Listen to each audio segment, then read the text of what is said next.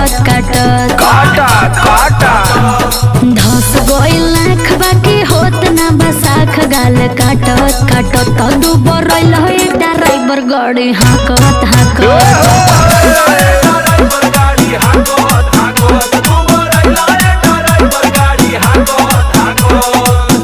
का करी तू इतना सुघर लागेली न।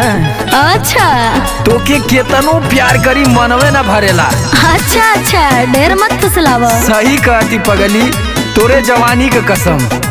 सुन का मनवा तो करे वही घरी कूट दे धान आयो दादा रोटी